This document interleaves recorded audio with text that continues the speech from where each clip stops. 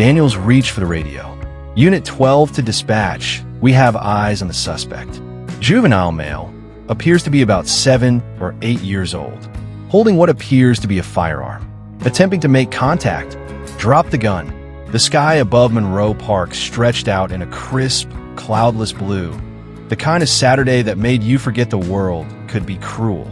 8-year-old Amari Thompson sprinted through the playground, his favorite toy clutched in one hand, a neon orange plastic pistol, the paint chipped from weeks of backyard battles. He wore his superhero hoodie, the one with stitched-on lightning bolts, and a pair of too short jeans that showed his socks with cartoon bears on them. His mother, Alicia, sat on a bench sipping a vanilla latte from the corner bodega. A single earbud played an old Jill Scott track as her other ear stayed tuned to her son's voice, his laughter rising like wind chimes across the playground. She glanced at her phone, checking a message from work. Then, instinctively, her eyes found Amari again. He was crouching behind the slide, whispering secret missions to himself, lifting the toy gun and yelling bang, bang at imaginary enemies. "Keep it low, baby," she had told him earlier. "People don't know it's a toy." He nodded, the way all kids do when they don't quite understand but want to please. Nearby, teenagers played basketball, parents pushed toddlers on swings, and a man jogged past with earbuds in. It felt like a safe day, until it didn't. A white sedan crept by the park's edge. Its driver, a middle-aged man with furrowed brows, slowed, eyes narrowing at Amari's movements. He didn't see a child. He saw a threat, and when he picked up his phone to dial 911, he spoke with firm urgency. "There's a black kid at Monroe Park with a gun. He's pointing it at people. Looks real. You better send someone." Unit 12, we have a 10 to 53 in progress. Report of a juvenile male with a firearm at Monroe Park. Caller claims the suspect is pointing it at pedestrians. No mention of injuries at this time. Proceed with caution. The dispatch crackled over the radio inside patrol car 305. Officer Greg Daniels tightened his grip on the steering wheel. "Got it," he muttered. His partner, Officer Marcus Reynolds, was already reaching for his body armor strap. "Another one," Reynolds sighed. "Let's hope it's nothing." Daniels didn't answer. He was already scanning the street ahead, eyes trained like a hawk's. They had just come from a domestic violence call that went sideways. Both men were edgy, hearts still racing, adrenaline not yet worn off. The cruiser made a right onto Monroe Avenue. "Juvenile," Daniels repeated aloud. "With a gun. That's not a combo I like." Reynolds checked the address again. "Playground side, near the swings." "Damn," Daniels muttered. "Hope it's a BB gun." They pulled up beside the park, tires crunching softly on loose gravel. From their vantage point in the squad car, they spotted him. A small black boy in a blue hoodie, crouched behind a slide, toy gun in hand. Bright orange tip, but partially obscured. He popped up and mimed shooting, laughing. There were other kids around, some nearby adults. One woman on a bench, watching him closely. "Looks like a parent," Reynolds said, motioning toward Alicia. "But he's pointing it," Daniels replied, and the caller said it looked real. Reynolds unbuckled his holster. Daniels reached for the radio. "Unit 12 to dispatch. We have eyes on the suspect. Juvenile male, appears to be about 7 or 8 years old, holding what appears to be a firearm. Attempting to make contact." "Copy that," dispatch replied. "Proceed with caution." The officers stepped out of the car. Their presence alone caused a shift in the air. The bounce of the basketball slowed, the laughter dipped, heads turned. Parents began instinctively drawing their children closer. Daniels called out loudly, hand near his weapon. "Drop the gun." From across the park, Alicia's head snapped up. Her heart stopped. She dropped her coffee. She was already running. "Wait, it's a toy." But the officers weren't listening. Reynolds had already drawn his weapon. The command ripped through the park like a thunderclap. Birds scattered from the trees. A toddler nearby began to cry. Basketballs stopped bouncing mid-dribble. Amari stood frozen. He had turned toward the voice, curious, not fearful, toy still in hand. He didn't raise it. He didn't drop it either. He was 8. Alicia sprinted across the grass, shoes flying from her feet, breath caught in her throat. "It's a TOY," she screamed again, louder this time. "He's just a kid." Her voice cracked like glass against pavement. Officer Daniels took a step forward. His hand hovered above his sidearm, fingers twitching. Reynolds, already locked in, aimed low, not yet squeezing the trigger, but seconds away. 2 seconds. That's all it took. 2 seconds of hesitation. 2 seconds of judgment. 2 seconds of being unsure whether to listen to the mother or trust the voice in your head that said, "This could be a trap." He's got it in his hand. Daniels barked. He's lifting it.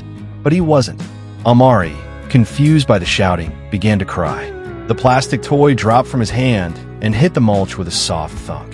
1 second left. "Please don't shoot my baby." Alicia screamed. Her voice finally cut through the noise, through the protocol, the tension, the adrenaline. Reynolds hesitated. Daniel shouted again, "Stand down. Stand down." The moment passed. The bullet was never fired.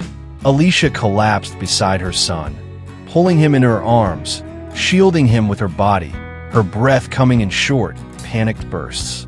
Reynolds lowered his weapon. "Jesus Christ," he murmured, hands shaking. Daniels exhaled, wiping sweat from his brow. "Toy gun. Orange tip. Kid's okay." Reynolds confirmed to dispatch. But nothing was okay. The entire park stood still. Amari trembled in his mother's arms, unable to understand what had just happened. Why grown men had screamed at him. Why a gun was pointed at his chest. Why his mom was sobbing like her soul had been ripped from her. Alicia looked up at them.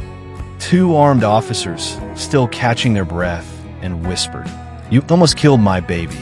By the time the officers returned to their squad car, the park had become a crime scene without a crime. Mothers clutched their children tighter. Some began recording on their phones. Others stood in shocked silence, hands covering their mouths. The basketball game never resumed. The breeze felt colder now, even in the sun. Amari wouldn't let go of his mother. His small frame shook uncontrollably, face buried in her chest. "Mommy, what did I do wrong? Why did they yell at me? Why did they point a gun?" Each question pierced deeper than the last. Alicia had no answers, just tears. Paramedics were never called. There was no incident report filed, just a brief, all clear sent over dispatch. Daniels and Reynolds sat in the car, silent. Daniels gripped the wheel, jaw clenched. "Could have been bad," he muttered. Reynolds replied, "Could have been worse." They didn't look each other in the eye. Back at home that evening, Amari refused to speak.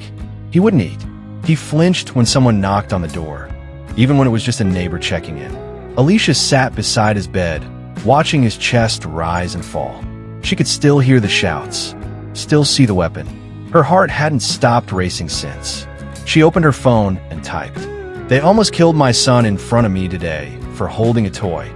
The post went viral within hours. Pictures of Amari in his superhero hoodie, smiling before they left for the park, sat beside a blurry photo taken by a bystander. 2 white officers pointing guns at a small boy in the distance. Comments poured in. This could have been Tamir Rice all over again. How many more? We're not safe anywhere. A local reporter messaged her for an interview. She declined. She wasn't ready to tell the world. Not yet. That night, while the city slept, Alicia sat in the dark with her head in her hands. How do I protect him from them? There was no handbook, no shield, just fear and grief for what almost was. Alicia didn't sleep. She watched the hours bleed into each other. 3 a.m., 4:15 a.m., 5:48 a.m. Every time her eyelids grew heavy, a vision snapped her awake. Amari lying still in the wood chips. Blood where there was none. Sirens that hadn't sounded. She kept seeing it happen. Not the near miss, but the alternate version where her son didn't get up. When morning came, Amari was quiet, withdrawn. He didn't want breakfast. He didn't want to go outside. He just sat on the couch, knees pulled to his chest, cartoons playing with the volume low. Alicia sat beside him, gently brushing his curls. "You didn't do anything wrong, baby," she whispered. "You were just playing, like every kid does." Amari didn't look up. "Do I look scary, Mommy?" Her chest cracked. "No, you look like my brave little boy. You're not scary." They were scared because they didn't see you. They only saw your skin. He didn't understand. Not fully. But something sank in. A seed of self-doubt. A fear that wasn't there yesterday. Later that day, a knock came at the door.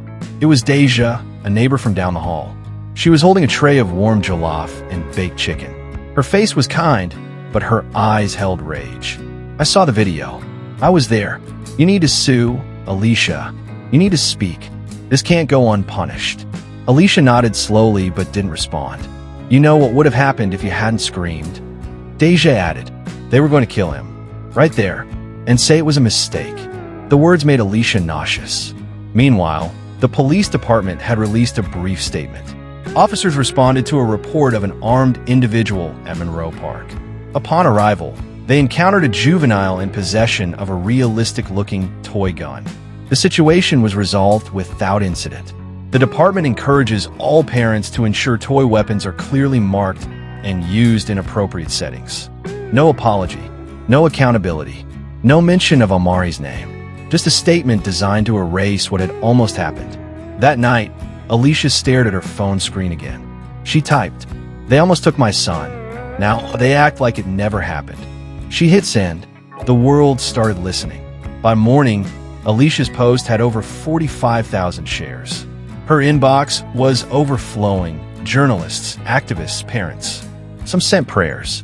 Others sent stories of their own. Little black boys tackled in schoolyards, suspended for finger guns, harassed for walking home with hoodies on. It was like a dam had broken. She turned off notifications and turned on her voice. With Amari still curled in bed beside her, she filmed a short video on her phone. She looked directly into the lens. No filter, no makeup, just truth. Yesterday, my son Amari, he's 8 years old, almost died in a park for playing with a toy. Not because he did anything wrong, but because 2 police officers saw his blackness before they saw his childhood. Her voice trembled. I screamed. That's what saved him. My scream. If I hadn't, I would have buried my baby today. She paused, tears gathering. I want to say this loud enough that the next black mother doesn't have to scream.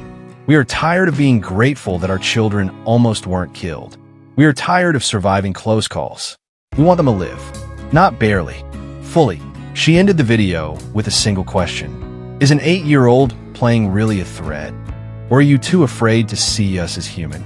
The video exploded. Within hours, it was picked up by local news. Then national outlets. Civil rights organizations reposted it. Celebrities commented. The story hit the trending page. Protests started outside Monroe Park. Candlelight vigils. Posters with Amari's face. Toy guns with orange tips laid out in silence. The mayor released a statement. The police department was now reviewing the incident. But Alicia didn't want reviews. She wanted change. That evening, she watched Amari sleep and wondered how to protect him from a world where screaming might be the only shield a mother has. Her phone buzzed. A woman named Maya Thompson, an attorney for a racial justice organization, messaged her. I saw your video. Let's make sure they never forget what they almost did to your son. Alicia replied with one word. Yes. Alicia had never stepped foot inside a courtroom. She was a single mom who clocked into a downtown cafe 6 days a week, paid bills just in time, and prayed each night her son would outgrow this world's hatred before it swallowed him. But now, this wasn't about comfort. This was about survival, justice, dignity. With Maya Thompson, the civil rights attorney, at her side, Alicia began the legal process. We're filing a formal complaint with the department's Internal Affairs Division, Maya explained. But more than that, we're suing the city for emotional distress, racial profiling, and endangering a child's life. It sounded powerful on paper, but Alicia still shook with doubt. Do I even stand a chance? She asked. They've got lawyers, unions, silence. All I have is a Facebook video. Maya smiled gently, and now the world is watching. The police union released a statement the next day. Our officers followed protocol. They responded to a credible 911 call. We regret that the situation was misunderstood. No apology, just cold, calculated words. But a mother's pain didn't need translation. Alicia sat with Amari before bed that night. He had drawn a picture, him and his mom standing in a park, holding hands under the sun. A small black figure stood in front of them, labeled me. She asked softly, "Why did you draw yourself so small, baby?"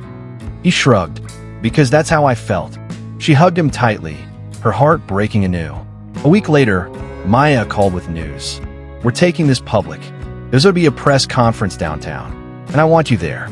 Alicia hesitated. She was used to being background noise, not front-page news. What do I even say? Maya looked her in the eyes. You don't have to sound smart. You just have to sound like a mother. The day of the press conference, the courthouse steps were packed. Reporters, cameras, protesters holding signs. Amari could have been mine. Don't aim at our babies. Let them be little. Alicia stepped up to the microphone. She gripped the edges like they were the only thing keeping her from collapsing. Then she spoke. They pointed a gun at my baby, and no one's been held responsible. You expect me to move on? I won't. Not until my son is safe. Not just mine, all of ours. There was silence. Then thunderous applause. But not everyone cheered. Across town, inside the precinct, Officer Daniels watched the footage of the press conference on his phone. This is getting out of control, he muttered. Reynolds looked away, jaw tight. Maybe it should have been stopped a long time ago. Daniels narrowed his eyes. Don't go soft now. The tension between them thickened, guilt starting to sink into one, denial gripping the other. The moment Alicia's face appeared on television screens and social media feeds across America, something shifted. For every hand that clapped for her truth, there was another clutching a keyboard, typing venom. Anonymous accounts flooded her inbox. Stop playing the race card. Maybe teach your son not to play with guns. If it was a white kid, no one would care. They didn't see Amari. They saw an agenda. And now she had become the target. It wasn't just online hate. The cafe where Alicia worked began receiving strange calls. Orders placed, never picked up. One-star reviews with no explanation. Then came a call from her manager. Alicia, we're going to have to take you off the schedule for a while. Just until things cool down. But I need this job, she said, heart pounding. We understand, but we're getting a lot of backlash. Customers saying they don't feel safe. Safe? She was the one whose son had almost been killed. Now they were the ones afraid. Alicia hung up in silence, her hands trembling. Later that night, she sat on the couch in the dark, only the soft hum of the refrigerator filling the air. Amari slept soundly in the other room, clutching his favorite stuffed bear. Maya called. They're pushing back, aren't they? Alicia whispered. They're trying to bury me. Maya didn't hesitate. Let them try. We'll bury their silence with your story. But the pressure kept building. News segments began framing the story differently. Was the mother exploiting her son's trauma? Did the toy gun actually resemble a real weapon? Were the officers simply doing their jobs? Narratives spun like webs, but Alicia refused to be caught. She spoke again. Another video. Another truth. You say I should have taught my son better? I did. I taught him to say yes, sir, before he could spell his name. I taught him to keep his hands visible, to speak calmly, to never run. But I can't teach the world not to fear his skin. Still, the more she spoke, the louder the opposition became. One morning, she opened her door to find her apartment number scratched out with red spray paint. Just one word smeared across the metal. Liar. Alicia stared at it for a long time, then slowly closed the door. She leaned her head against it, breathing through the panic. Behind her, Amari's voice rose from the hallway. Mommy, are they going to hurt us? She turned, forcing a smile. Not if I can help it.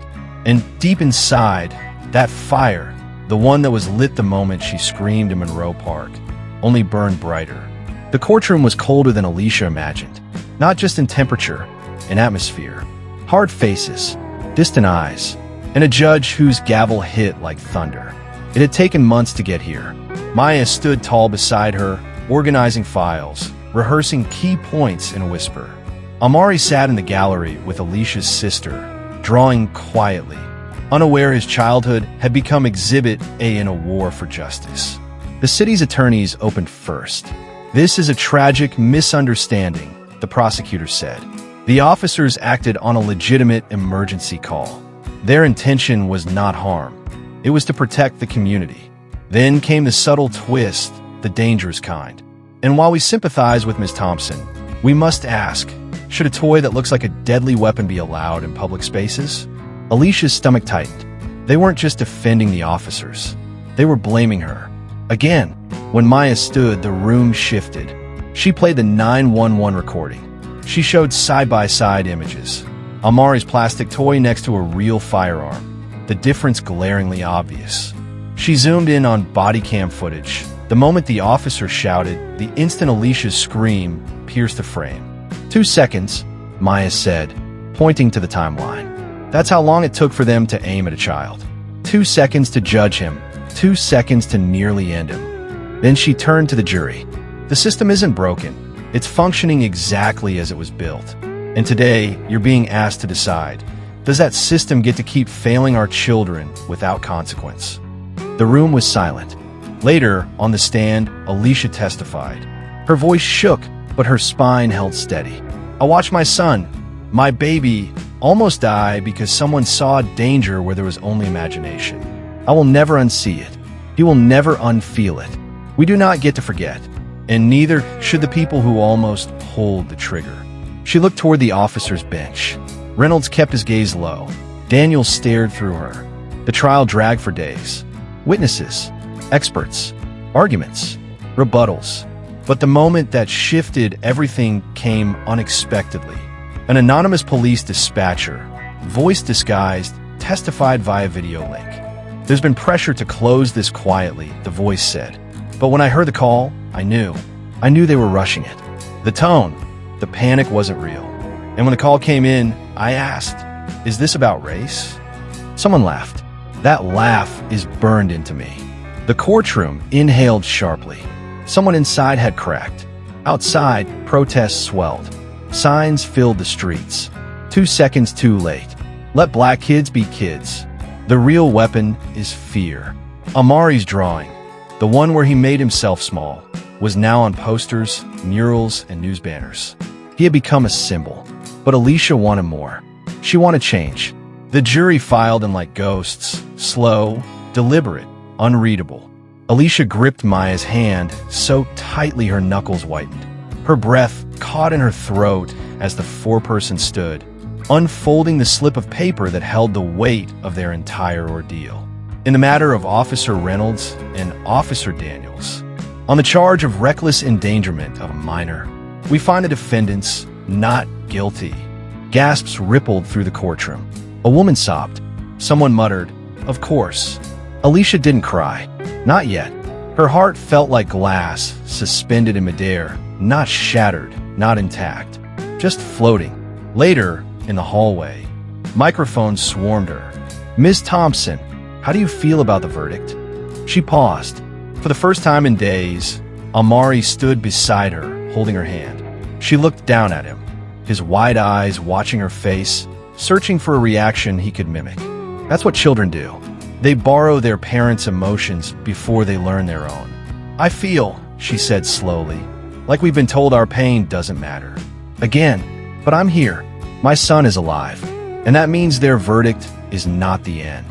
That night, she tucked Amari in without a story. Instead, she lay beside him. "Mommy," he whispered, "did the police win?" Alicia turned to him, brushing back his curls. "No, baby. They didn't win. They just didn't lose. There's a difference. Are they still mad at me?" She blinked back tears. "No, but I'm still mad for you. And I will be, until the world stops being scared of little boys like you." The next day, Alicia posted a letter online. It read, "You didn't kill my son, but you taught him that his joy, his games, his imagination are dangerous. You taught him that some people will always see a weapon, even when he's only holding plastic. But I will teach him more. I will teach him that he's beautiful, that he matters, that being black is not a crime. And when I am gone, the world will still hear me in his laughter. Because you may silence verdicts, but you cannot silence truth." The post went viral. Weeks later, though the trial ended, the movement did not. Community organizers used Amari's story to push for new legislation, banning the use of suspect description calls that are racially vague and harmful. A bill named Amari's Law reached the city council. It didn't pass the first time, but the second time it did. Months later, Amari brought a new drawing home from school. This time, it wasn't a picture of himself shrinking. It was him standing tall, cape billowing behind him, arms raised to the sky. He showed it to Alicia with pride. "That's me," he said, "but not small anymore." She smiled, pulled him close, and kiss the top of his head. That's right, baby. That's you. Perception has power. The way society sees black children can be the difference between safety and tragedy. Racism doesn't always scream. Sometimes it whispers. Quiet biases embedded in systems can be just as lethal as loud hate. Truth isn't always rewarded with justice, but it is always worth telling. Children deserve their full childhood, joy, imagination, safety, without fear of being criminalized. This story is based on truths too many families know. You may forget the headlines, but remember the humanity. Let your voice rise when others are silenced. Let your heart open when others are hardened. Because if we don't protect our children, we fail our future.